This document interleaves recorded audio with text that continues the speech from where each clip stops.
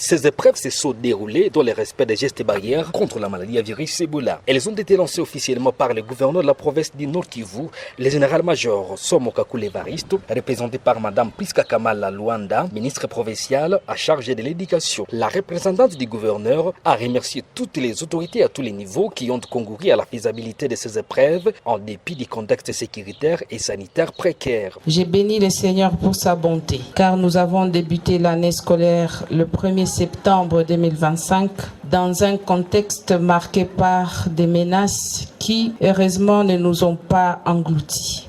Au président de la République pour avoir mis fin à la barrière financière d'accès à l'éducation pour tous, en mettant en application la gratuité de l'enseignement primaire public. Pour sa part, le directeur de la province éducationnelle Nord Kivu, Bissimo Balekembaka Norbert, a remercié la ministre des tutelles Raissa Malou pour ses réformes, parmi lesquelles la digitalisation de l'examen d'État. Cette autorité éducative a insisté sur le respect des mesures barrières en milieu scolaire contre la maladie à virus Ebola.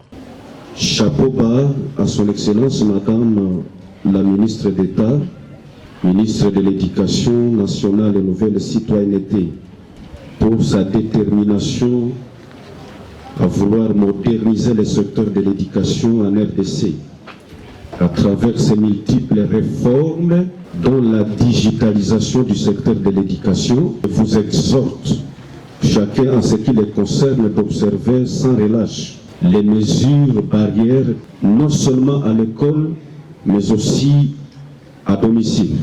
Par ailleurs, l'inspecteur principal provincial, représenté par son adjoint du secondaire, Sikiminyo Gaston, a invité les candidats à travailler sans crainte. Pour affronter ces épreuves qui vont se dérouler en 2 jours, il vous est recommandé de lire sans crainte les questions, les comprendre et surtout d'éviter la précipitation et de vous réserver à la tricherie.